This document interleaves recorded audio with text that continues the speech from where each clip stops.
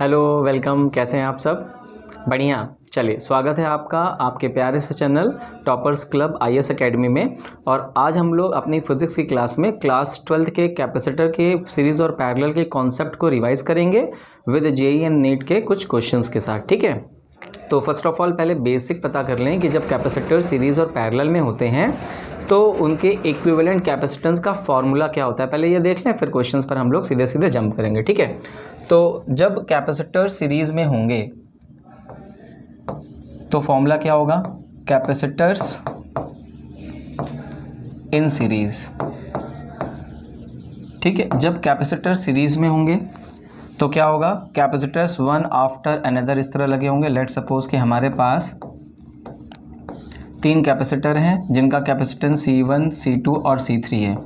ठीक है, ये एक के बाद एक कनेक्टेड है। तो ये कैसे कनेक्टेड है? सीरीज़ में कनेक्टेड है। और अगर इनको किसी वर्चुअल, लेट सपोज कि हमने इसे एक वर्चुअल बैटरी से कनेक्ट कर दिया जिसका पोटेंशियल कितना है V, इस बैटरी ने कितना चार्ज सेंड किया इस पूरे सिस्टम में, Q चार्ज सेंड किया। तो जितना चार्ज इससे पास होगा उतना ही चार्ज इससे पास होगा, उतना ही चार्ज इससे पास होगा, और वो चार्ज वापस लौट के कहाँ जाएगा? बैटरी में।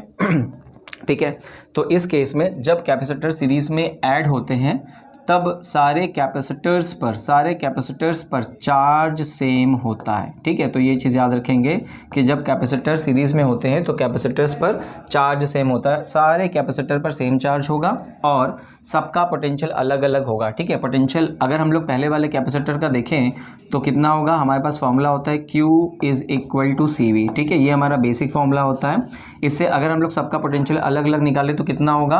पहले वाले का पोटेंशियल V1 कितना आएगा? वो आएगा Q अपॉन C1। ठीक है, अगर हम लोग दूसरे वाले कैपेसिटर का पोटेंशियल निकालें तो कितना आएगा? V2 is equal to Q upon C2। और अगर तीसरे वाले का निकालें तो कितना आएगा? V3 is equal to Q upon C3। ठीक है, तो और अगर हम इनको पुट करें तो फाइनल जो इक्वेशन हमारे पास इक्विवेलेंट कैपेसिटेंस की बनती है कि 1 upon C equivalent is equal to 1 upon C1 plus 1 upon C2 plus 1 upon C2 plus 1 upon C3। ठीक है, अभी तो ये हमारे पास 3 ही कैपेसिटर हैं, 3 से ज़्यादा। For any n number of capacitors we can use this formula, में इस फॉर्मूले को यूज़ कर सकते हैं। ठीक है, तो जब कैपेसिटर सीरीज़ में होंगे दो बातें सबसे इंपॉर्टेंट है। पहला तो सारे कैपेसिटर पर चार्ज सेम होगा, और दूसरा हर कैपेसिटर का पोटेंशियल अलग अलग होगा और सबके पोटेंशियल का सम किसके बराबर होगा?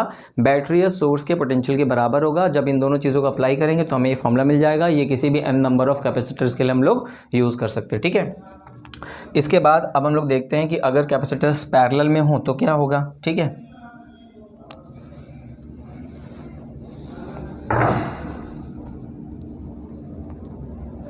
ठीक है, इसको भी हटा देते हैं। तो जब कैपेसिटर्स पैरेलल में होंगे तो क्या होगा? कैपेसिटर्स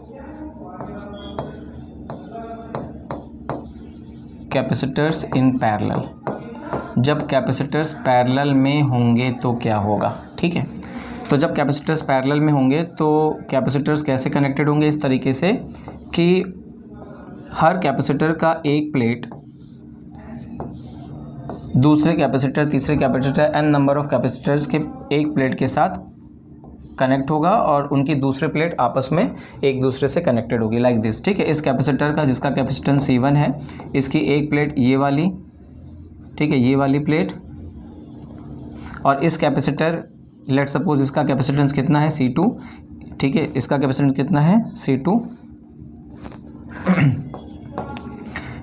इसकी एक प्लेट, और ये जो कैपेसिटर है, लेट सपोज इसका कैपेसिटेंस कितना है? इसका कैपेसिटेंस है C3, और इसकी ये प्लेट, ये आपस में एक साथ कनेक्टेड है एक पॉइंट पर। ठीक है, सिमिलरली इसी कैपेसिटर का दूसरी प्लेट, इस कैपेसिटर की दूसरी प्लेट और इस कैपेसिटर की दूसरी प्लेट, ठीक है, वो आपस में इस एक पॉइंट पर कनेक्टेड है।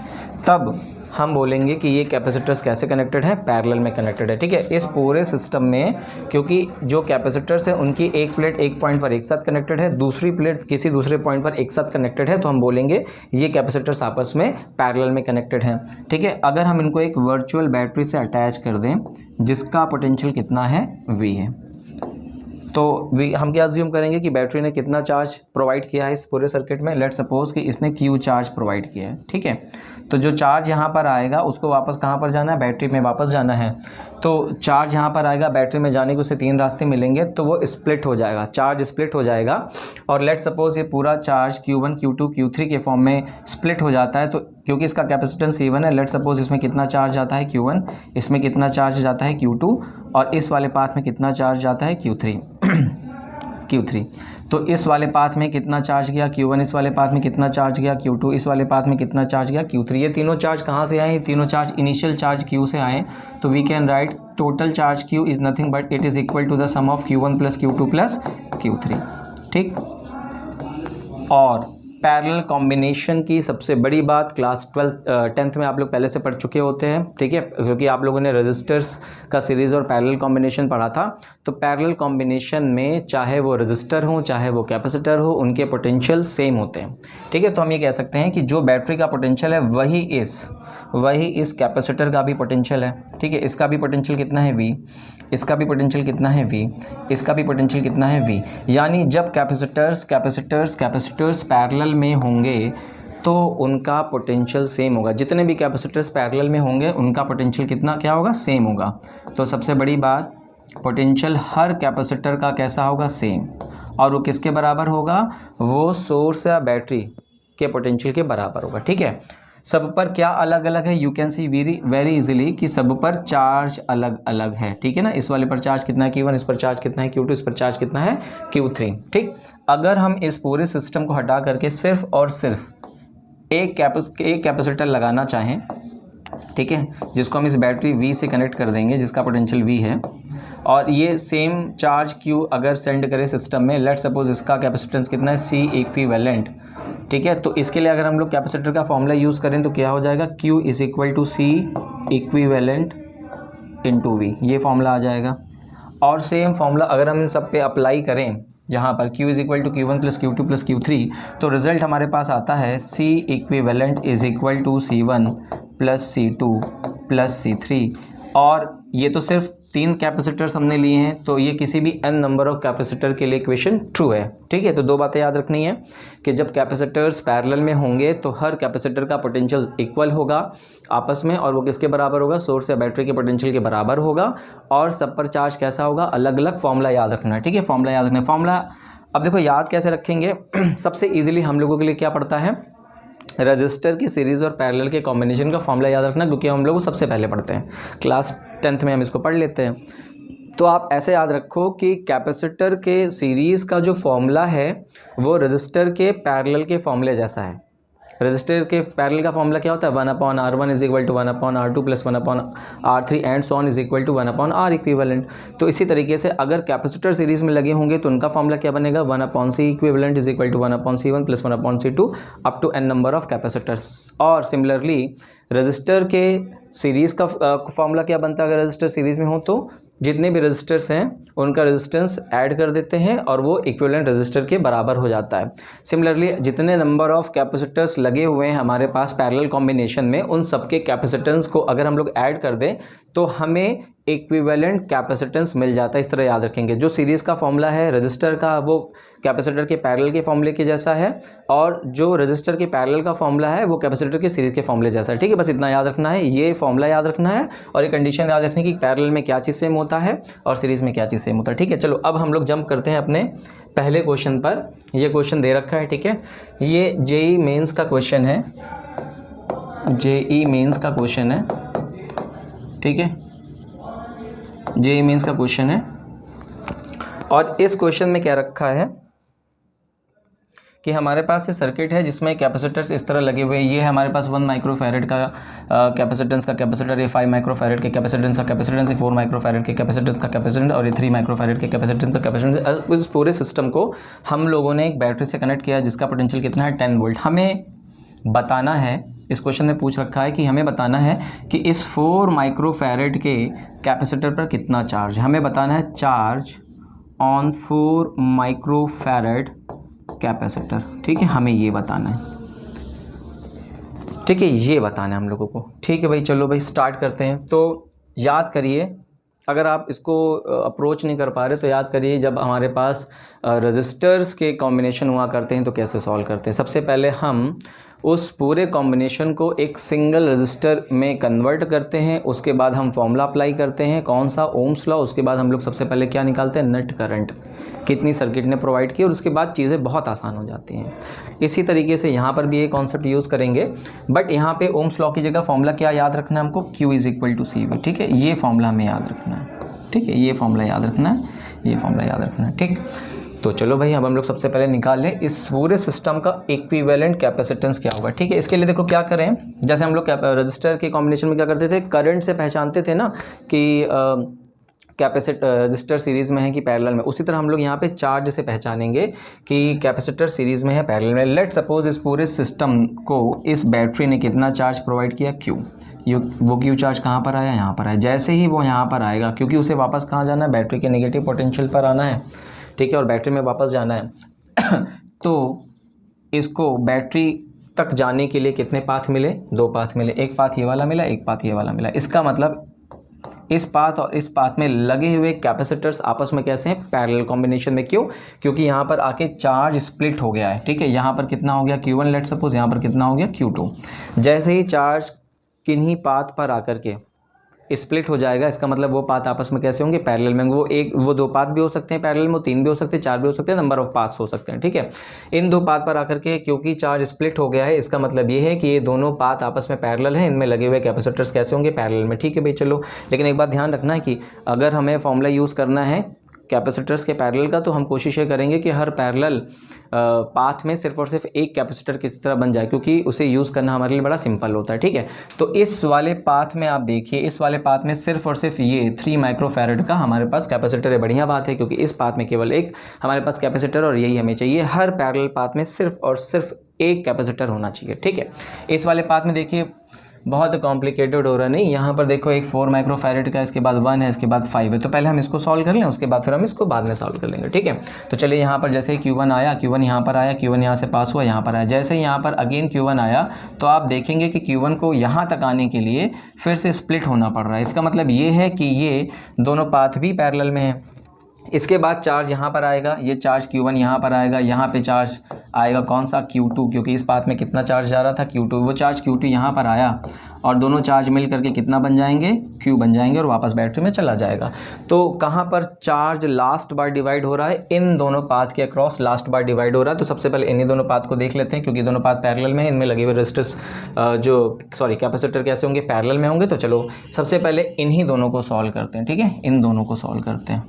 तो ये दोनों कैसे हैं, पैरेलल में, तो इनका इक्विवेलेंट कैपेसिटेंस कितना होगा, C इक्विवेलेंट। ठीक है, वो कितना होगा, सबको हम लोग बोल दीजिए C1, इसको बोल देते हैं, लेट सपोज थोड़ा सा सही रहेगा, इसको बोल देते हैं C1, इसको बोल देते हैं हम लोग C2, इसको बोल देते हैं C3, इसको बोल देते हैं C4। ठीक है, C4। चलो भाई, अब C इक्विवेलेंट किसका निकाल लें, केवल इन दोनों का। तो C इक्विवेलेंट कितना होगा, क्योंकि ये पैरेलल में है, तो इसके लिए फॉर्मूला क्या यूज़ करेंगे, वो फॉर्मूला जो हम लोग रजिस्टर के सीरीज़ में यूज़ किया करते हैं। क्या करते हैं, R1 + R2 + R3। सिमिलरली यहाँ पर क्या करेंगे, C1 + C2 + C3, मतलब जितने number of register capacitors parallel में उनको ऐड कर दो। कितने हैं, केवल 2 हैं। पहला वाला कितना है, C3 है, दूसरा वाला कितना है, C4 है। ऐड कर दो भैया, कितना आ रहा है, ये आ रहा है 1 माइक्रोफैरड। ठीक है, और दूसरा कितना आ रहा है, 5 माइक्रोफैरड। टोटल कितना हो गया C इक्विवेलेंट, ये हो गया तुम्हारे पास 6 माइक्रोफैरड। ठीक है, 6 माइक्रोफैरड। तो इन दोनों का इक्विवेलेंट कितना हो गया, 6 माइक्रोफैरड। चलो इसको हटा देते हैं। ठीक है, बढ़िया रहेगा, ख़त्म कर देते हैं इनकी कहानी। चलो भाई, हटा दिए इसको, ख़त्म। ठीक, इसके बाद ये इनकी जगह क्या लगा दें हम लोग, 6 माइक्रोफैरड का कैपेसिटर लगा दें, 6 माइक्रोफैरड। अब देखिए फिर से इस पूरे सिस्टम को एनालाइज करते हैं, और इसे अभी बोल देते हैं C इक्विवेलेंट। ठीक है, C इक्विवेलेंट बोल देते हैं। ठीक है, और इसका कैपेसिटेंस कितना है, 6 माइक्रोफैरड। अब यहाँ पर देखो जो चार्ज Q1 आ रहा है वो किससे पास हो रहा है, इससे। उसके बाद यही सेम चार्ज किससे पास हो रहा है, 6 माइक्रोफैरड से, और ये वापस चला आ रहा है। अब यहाँ पर देखिए इस ऊपर वाले सर्किट में, क्योंकि ये पैरेलल पाथ है, इसमें 2 रजिस्टर है, किसी तरह इसको हम लोगों को कन्वर्ट करना एक में। तो देख रहे हैं हम लोग यहाँ पर दोनों कैपेसिटर पर सेम चार्ज Q है, सेम चार्ज Q पास हो रहा है। इसका मतलब दोनों कैसे हैं, सीरीज़ में, क्योंकि सीरीज़ में कैपेसिटर से सेम चार्ज पास करता है। ठीक है, तो 4 और 6 क्योंकि हमारे पास सीरीज़ में है तो हम लोग फॉर्मूला कौन सा लगाएंगे, रजिस्टर के पैरेलल का, ठीक है। और सबसे बड़ी बात, जब रजिस्टर का पैरेलल कॉम्बिनेशन होता है और उसमें सिर्फ 2 ही रजिस्टर होते हैं तो सबसे बड़ा फ़ायदा क्या है कि हम लोग डायरेक्ट फार्मूला यूज़ कर सकते हैं। और वो फार्मूला क्या है कि अगर रजिस्टर पैरेलल में होते हैं सिर्फ 2 रजिस्टर तो उनके पैरेलल का कॉम्बिनेशन क्या होता है, R1 into R2 upon R1 plus R2, ठीक है। 2 रजिस्टर जो पैरेलल में है दैट इज़ R1 और R2, उनका पहले क्या करेंगे, ऊपर मल्टीप्लिकेशन न्यूमरेटर में, नीचे क्या करेंगे, एडिशन कर देंगे, ठीक है। सिमिलरली हम लोग यहाँ पर क्या करेंगे, कैपेसिटर के साथ भी यही कॉन्सेप्ट यूज़ करेंगे। अगर 2 कैपेसिटर कैसे हैं, सीरीज़ में है तो उनके इक्विवेलेंट कैपेसिटेंस का जो फॉर्मूला होगा C इक्विवेलेंट, क्योंकि ये C इक्विवेलेंट लिख चुके हैं तो C इक्विवेलेंट यहाँ पर डैश लिख देते हैं, वो कितना होगा, दोनों कैपेसिटर्स के कैपेसिटेंस का product upon sum, that is C1 into C equivalent upon C1 plus C equivalent, ठीक है। C1 कितना है, C1 है 4 माइक्रोफैरड, अभी माइक्रोफैरड बाद में ले लेंगे, यूज़ कर लेंगे, और यह हो गया 6, और नीचे कितना है 6 प्लस 4, ठीक है। तो ये आ जाता है 2.4, तो जो C इक्विवेलेंट डैश आ गया वो आ गया 2.4 माइक्रोफैरड, ठीक है। तो इसका मतलब ये है कि हमने इन दोनों को भी सॉल्व कर लिया। चलो भाई इनको भी हटा देते हैं, ठीक है, इनको भी हटा दिया हम लोगों ने, और इसकी जगह अब हम लोग कितना कैपेसिटेंस यूज़ करेंगे, ओनली 2.4 माइक्रोफैरड, 2.4 माइक्रोफैरड का कैपेसिटेंस यूज़ करेंगे। अब देखिए कहानी बहुत सिंपल होगी हमारे लिए। अब हमारे पास दोनों ही पैरेलल पाथ में एक कैपेसिटर है, तो अब हम इन दोनों को पैरेलल के फॉर्मूले से सॉल्व कर लेंगे, ठीक है ना।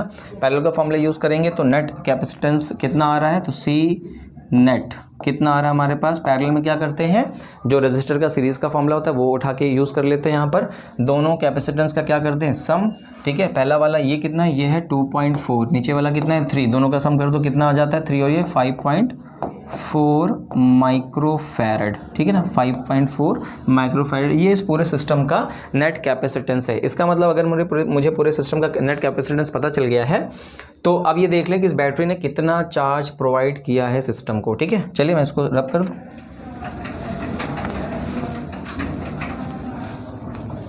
ठीक है। तो कितना चार्ज प्रोवाइड किया है, फॉर्मूला यूज़ करेंगे Q is equal to C net into V, ठीक है। तो कितना आ गया, C नेट कितना है 5.4 माइक्रोफैरड और V कितना है 10, तो ये आ जाएगा 54, ठीक है, 54 माइक्रो कूलाम, ठीक है। तो इतना चार्ज सर्किट में प्रोवाइड किया है बैटरी ने।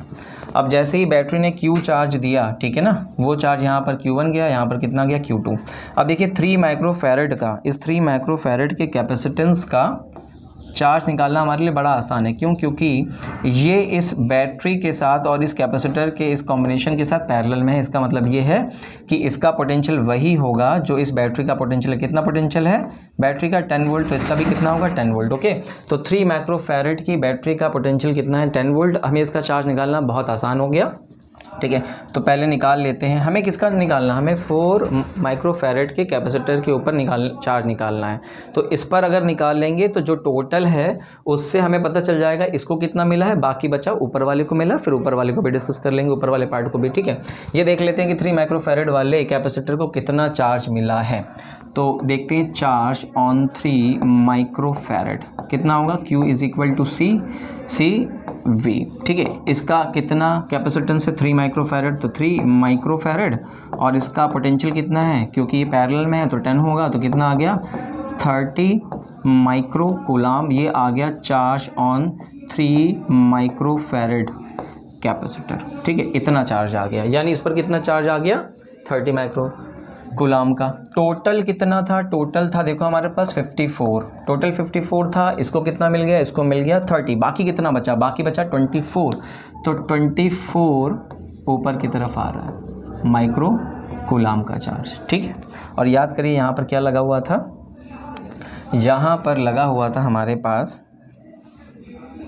यहाँ पर मैं पूरा डायग्राम वो इनिशियल वाला बना के दिखा देता हूँ। यहाँ पर बना हुआ था हमारे पास एक 4 माइक्रोफैरड का क्या कैपेसिटर, फिर यहाँ पर ऊपर बना हुआ था हमारे पास 5 माइक्रोफैरेड का, ये है 1 माइक्रोफैरेड का कैपेसिटर, ये है 5 माइक्रोफैरेड का कैपेसिटर, ठीक है, और ये हमारे पास 4 माइक्रोफैरेड का कैपेसिटर, ठीक है। अब आप इजीली बता सकते हैं कि चार्ज ऑन 4 माइक्रोफैरेड कैपेसिटर कितना है, ठीक है। जितना आया था उसमें से 30 माइक्रोफैरेड तो यहाँ चला गया, कितना आ रहा था देखिए 54 माइक्रोफैरेड आ रहा था, तो बचा कितना, बचा 24, ये गया किसमें, सबसे पहले 4 माइक्रोफैरेड में, फिर वो यहाँ पर आएगा और यहाँ पर डिस्ट्रीब्यूट हो जाएगा, ठीक है, स्प्लिट हो जाएगा, क्योंकि आगे का पार्ट हमसे पूछा नहीं है, सिर्फ ये पूछा कि 4 माइक्रोफैरेड के कैपेसिटर पर कितना चार्ज है, तो हम निकाल सकते हैं कितना आ गया वो 54 माइनस 30 माइक्रोकूलाम, कितना आ गया 24 माइक्रोकूलाम, इतना चार्ज आ गया, ठीक है। तो यहाँ पर मैंने कितना क्या लिखा है, फैरेड है ना, इसको हटा देते, ये कूलाम है, ठीक है, तो ये तो कूलाम था ना, माइक्रो कूलाम, ठीक है। तो जो हमें निकालना था चार्ज ऑन 4 माइक्रोफैरेड कैपेसिटर, वो कितना आ गया 24 micro coulomb, and it is the right answer, okay. चलिए अब चलते हैं हम लोग अपने नेक्स्ट क्वेश्चन पर। नेक्स्ट क्वेश्चन देखिए ये है, ये क्वेश्चन है नीट 2016 का, ठीक है, सेकंड शिफ्ट का है। यहाँ पर क्या दे रखा है, हमारे पास एक कैपेसिटर है, ठीक है, कैपेसिटर है। इनिशियली क्या था, इनिशियली हमारे पास एक कैपेसिटर था जिसका डाइलेक्ट्रिक कांस्टेंट कितना था के, ठीक है, जो मीडियम अंदर फील्ड है उसका डाइलेक्ट्रिक कांस्टेंट कितना है के, ठीक है, इसका कैपेसिटेंस कितना है, लेट सपोज सी है। अब हमने क्या किया है कि इस डाइलेक्ट्रिक कांस्टेंट के मीडियम को हटा करके, ठीक है, यहाँ पर हम लोग ने 4 अलग अलग प्रकार के मीडियम्स यूज़ किए हैं, ठीक है। लेट सपोज इसका एरिया कितना है ए, इसकी प्लेट्स के बीच की डिस्टेंस कितनी है डी, ठीक। कैसे हमने स्प्लिट करा है, या क्वेश्चन में दे रखा कैसे स्प्लिट हुआ है, तो इस वाले पार्ट में ये कितना एरिया है a/3, ये एरिया कितना है a/3, इसमें k1 डाइलेक्ट्रिक कांस्टेंट का मीडियम है, इस A3 एरिया पर कितना है K2 डाइलेक्ट्रिक कांस्टेंट का मीडियम है, और इस बचे हुए रेस्ट A/3 एरिया पर K3 डाइलेक्ट्रिक कांस्टेंट का मीडियम रखा हुआ है, ठीक है, मीडियम फील्ड है।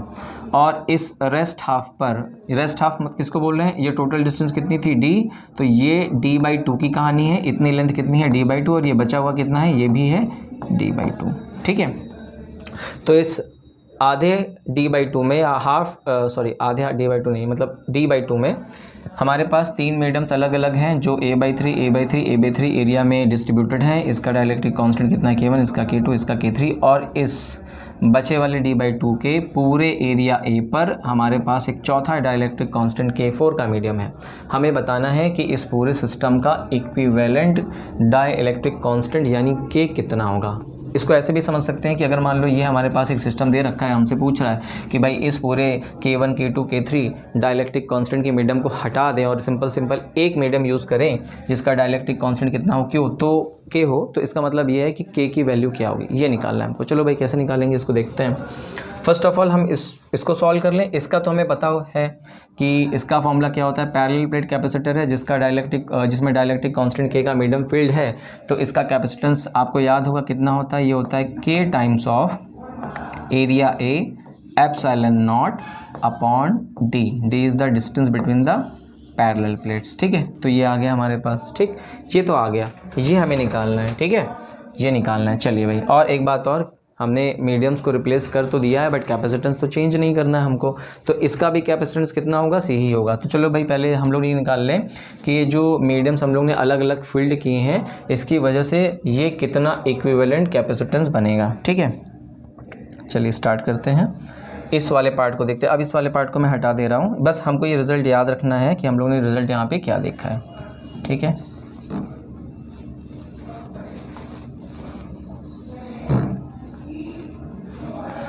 चलिए यहाँ पर देखते हैं। देखिए ये कैपेसिटर हमने जो बेसिकली कैपेसिटर पढ़ रखे हैं अपनी बुक में, जो हमारे पास क्वेश्चंस के फॉर्म में होते हैं या जो हम लोग थ्योरी में पढ़ते हैं, वो कैपेसिटर कुछ ऐसे रखे होते हैं।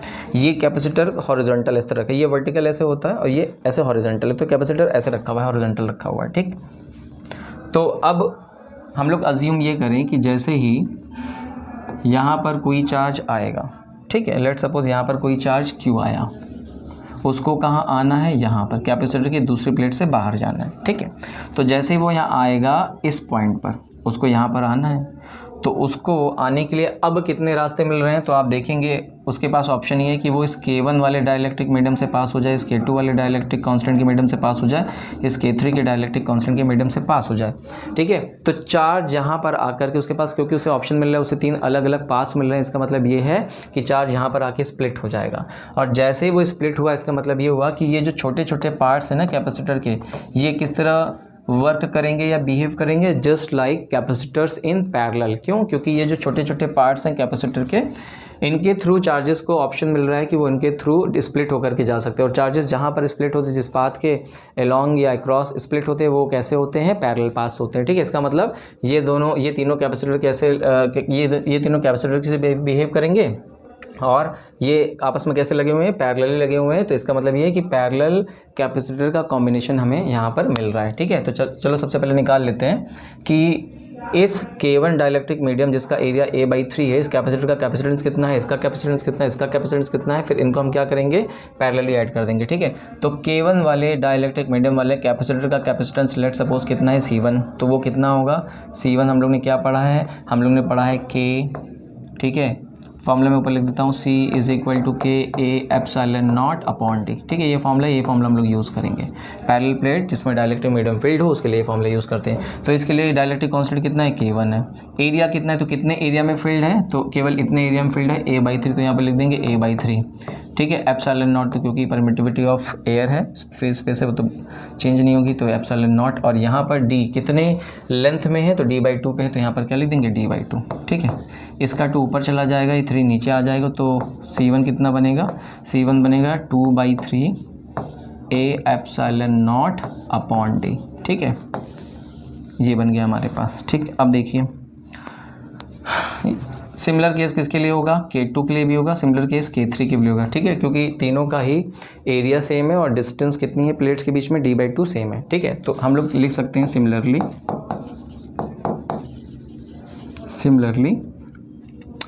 C2 कितना होगा, वो भी इतना ही होगा, 2/3, ठीक है। यहाँ पर K छूट गया है ना, तो यहाँ पर लिख देते हैं K1, ठीक है।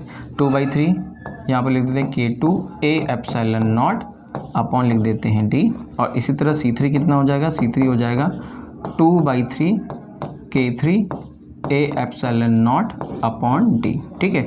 तो इन तीनों का ही हमें अलग अलग, तीनों का मतलब इसका एक कैपेसिटर की तरह बिहेव कर रहा है, क्योंकि इसमें एक डाइलेक्ट्रिक मीडियम K1 है, ये दूसरे कैपेसिटर की तरह बिहेव कर रहा है C2 की तरह, जिसका कैपेसिटेंस है, क्योंकि इसमें डाइलेक्ट्रिक मीडियम K2 है, और ये तीसरे कैपेसिटर की तरह बिहेव कर रहा है, जिसका कैपेसिटेंस कितना है, C3। सबका कैपेसिटेंस हम लोग ने निकाल लिया है, ठीक है। अब इसके बाद जैसे ही ये पैरेलल में लगे हुए हैं, तो पहले हम क्या करें, इन सबको ऐड करके इनका एक इक्विवेलेंट कैपेसिटेंस निकाल लें इनका, क्योंकि ये पैरेलल में लगे हुए हैं। तो C इक्विवेलेंट कितना होगा इन सबका, C इक्विवेलेंट कितना होगा, C1 + C2 + C3, ठीक है। C1 C2 C3 देखो सब आइडेंटिकल हैं, क्या क्या बदला है, केवल K1 K2 और K3 सिर्फ ये चीज़ बदली हुई है। तो हम लोग इसको ऐसे लिख लें 2/3, ठीक है। कॉमन क्या क्या निकल रहा है इन सबसे, निकल रहा है A∈0, ठीक है, अपॉन D, ये कॉमन निकल रहा है सबसे। और क्या अलग अलग है, K1 + K2 + K3, ठीक है। तो इनके इक्विवेलेंट कैपेसिटेंस का फॉर्मूला ये मिल गया हमको, ठीक है। ये फॉर्मूला हमको मिल गया, ठीक है। किसका, इन तीनों के इक्विवेलेंट कैपेसिटेंस का फॉर्मूला हमको मिल गया।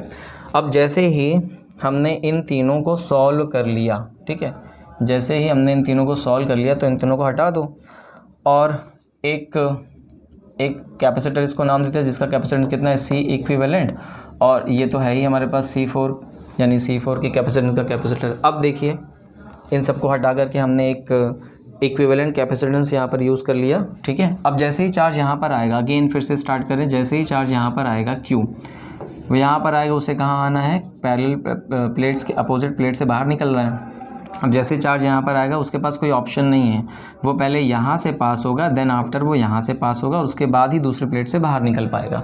इसका मतलब ये है कि चार्ज इस वाले पार्ट में और इस वाले पार्ट में सेम है, और इन दोनों के क्योंकि डाइलेक्ट्रिक मीडियम्स अलग अलग हैं तो ये दो अलग अलग कैपेसिटर की तरह बिहेव करेंगे, और क्योंकि इन दोनों पर चार्ज सेम पास हो रहा है, दोनों पर सेम चार्ज क्रॉस फ्लो हो रहा है, इसका मतलब ये दोनों कैपेसिटर्स कैसे होंगे, सीरीज़ में होंगे। तो अब हम इनको सीरीज़ के कॉम्बिनेशन की तरह सॉल्व करेंगे, ठीक है, सीरीज़ के कॉम्बिनेशन की तरह सॉल्व करते हैं। चलो भाई सॉल्व करते हैं इसको ठीक है। चलिए इन दोनों को पहले यहाँ सॉल्व करते हैं। किसको किसको सॉल्व कर रहे हैं, इस वाले पार्ट को जो हम लोग ने ये निकाल रखा है, ठीक है, और इस वाले पार्ट को जो हम लोग ने यहाँ निकाल रखा है, ठीक है, K4 जिसका डाइलेक्ट्रिक कांस्टेंट है।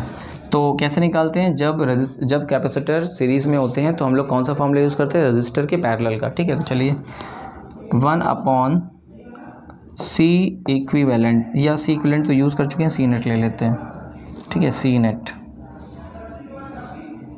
1/C net is equal to 1/, ये क्या है, C इक्विवेलेंट प्लस ये कितना है 1/C4, ठीक है। इसका कैपेसिटेंस कितना ले लेते हैं, C4 ले लेते हैं। और क्योंकि सिर्फ दो ही कैपेसिटर है तो फॉर्मूला ऐसे यूज़ कर लो, C equivalent is equal to दोनों का product, that is C equivalent into C4 upon दोनों का sum, that is C equivalent plus C4, ठीक है। ये अभी बताया था कि जब दो कैपेसिटर्स पैरेलल सीरीज़ में हों और सिर्फ दो ही हों तो इस तरह हम लोग लिख लेते हैं शॉर्ट फॉर्म में, ठीक है। तो यहाँ पे C इक्विवेलेंट कितना आ गया, देखिए C इक्विवेलेंट कितना आ गया हमारे पास, C नेट कितना आ गया ना, इक्विवेलेंट तो यूज़ कर चुके हैं।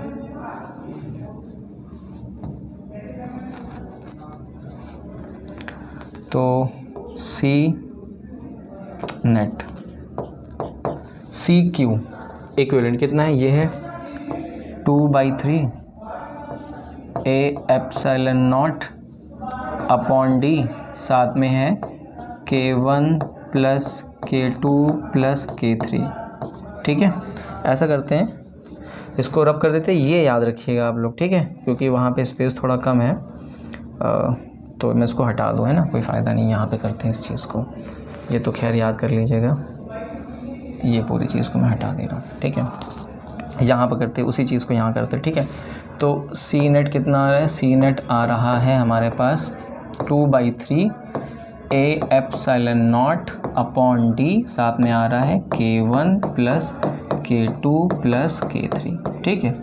ये किसकी वैल्यू रखी हम लोग ने, केवल अभी इस C इक्विवेलेंट की, ठीक है। अब C4 की वैल्यू कितनी रखनी है हमको रखनी है इंटू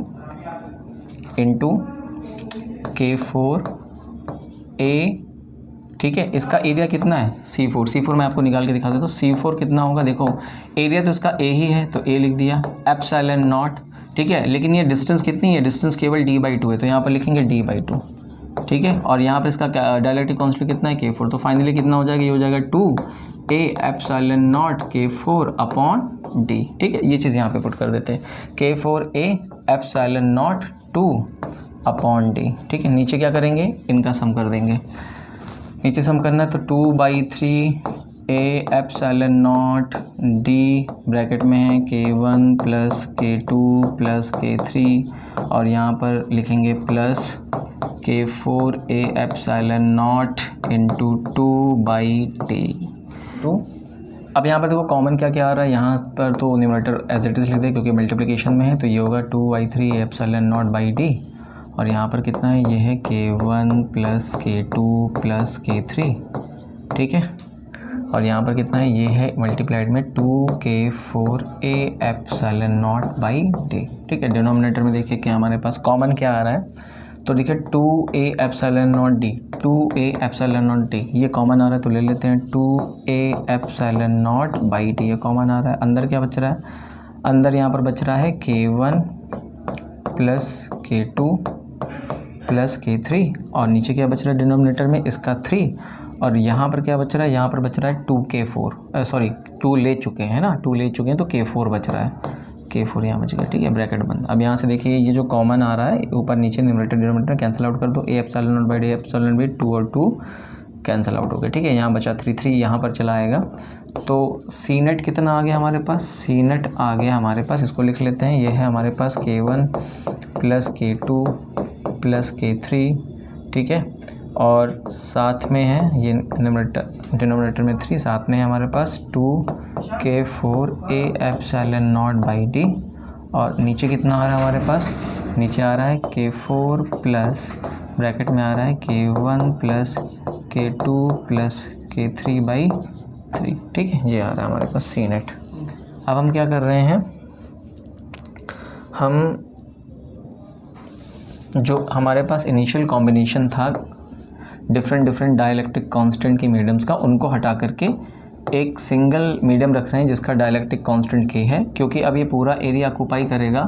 तो ये कितने एरिया में है, ए एरिया में, और प्लेट्स के बीच की डिस्टेंस पूरी ली जाएगी, कितनी होगी D।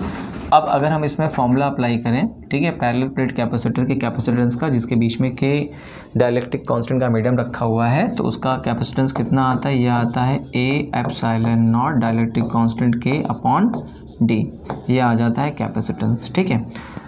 अब क्योंकि हमने मीडियम्स को रिप्लेस कर दिया है इस एक सिंगल मीडियम से जिसका डाइलेक्ट्रिक कांस्टेंट K है, ठीक है, तो मीडियम तो बदल गए हैं बट कैपेसिटेंस तो सेम रहेगा। तो हम ये लिख सकते हैं कि जो सी नेट हमने यहाँ निकाला है, that C net is equal to C net और सी आपस में बराबर होंगे, और बस ये लास्ट है हमारा कैलकुलेशन, और इसके बाद हमारा क्वेश्चन सॉल्व हो जाएगा। डिज़ायर्ड फॉर्म हमें मिल जाएगा इक्विवेलेंट डाइलेक्ट्रिक कांस्टेंट K का, इसको हम रब कर देते हैं, ठीक है। तो चलिए अब हम लोग लगाते हैं अपनी equation, C net is equal to C net is equal to C. ठीक है, सी नेट कितना है हमारे पास, सी नेट यहाँ से आया है 2K4 A epsilon not upon D, साथ में है हमारे पास K1 plus K2 plus K3 by 3, ठीक है। और डिनोमिनेटर में कितना है हमारे पास, ये है हमारे पास K4 plus K1 plus K2 plus K3 by 3, ठीक है। और यहाँ पर C की वैल्यू रख देंगे, कितनी है, KA epsilon not upon D, ठीक है। देखते हैं लेफ्ट और राइट में क्या कॉमन है, तो देखिए A epsilon not by D common है, तो A एप्सिलॉन B कॉमन है, कैंसिल आउट कर दिया। तो K किसके बराबर आ गया, देखिए K किसके बराबर आ गया, ये आ गया 2K4 और क्या है K1 plus K2 plus K3 by 3, और डिनोमिनेटर में कितना है K4 plus K1 plus K2 plus K3 by 3, ठीक है, ओके। अब इसको रिवर्स कर दें तो कितना हो जाएगा, ये हो जाएगा 1 upon K is equal to, ये K4 ऊपर होगा, यहाँ कितना होगा, यहाँ पर होगा K1 plus K2 plus K3, और नीचे क्या है, नीचे मल्टीप्लिकेशन में है 2K4 और साथ में है K1 plus K2 plus K3 by 3, ठीक है। नीचे क्यों किया है, क्योंकि ऑप्शन जो दे रखे थे इस क्वेश्चन में, वो 4 ऑप्शंस वो अपॉन में ही आ रहा था कि इस वजह से हमने इसको अपॉन में कर दिया, ठीक है। अब इसको रब कर देते हैं लेफ़्ट वाले को, और जो डिज़ायर्ड फॉर्म है गिवन ऑप्शंस के अकॉर्डिंग वो हम लोग फाइंड आउट इसमें कर लेंगे, ठीक है। तो देखिए यहाँ से ये जो 2 है ऊपर चला जाएगा, तो क्या लिखेंगे 2/K, जो हो जाएगा 2/K इज़ इक्वल टू, ठीक है, 2/K इज इक्वल टू, देखो यहाँ पर क्या है, एडिशन है, यहाँ पर क्या है, मल्टीप्लिकेशन है। अगर आप इस रेशियो को अलग अलग कर देना तो फाइनली आपके पास क्या बनेगा, आपके पास बनेगा 1 अपॉन K4, ठीक है, प्लस यहाँ क्या बचेगा, यहाँ पर बचेगा 3 upon K1 plus K2 plus K3, ठीक है। और ये उन चारों गिवन ऑप्शन में से एक ऑप्शन है, ठीक है। तो इस तरीके से हम लोगों ने डाइलेक्ट्रिक कांस्टेंट K की वैल्यू K1, K2, K3 और K4 के टर्म्स में निकाल ली। ओके, आई होप कि आपको ये concept of capacitors in series and parallel समझ में आया होगा। Thank you very much.